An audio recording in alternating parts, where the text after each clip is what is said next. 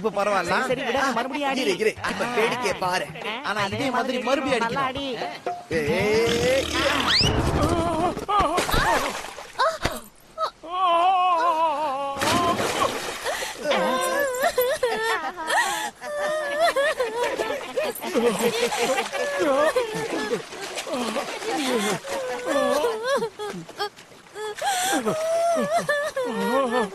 என்னம்மா ஆச்சு?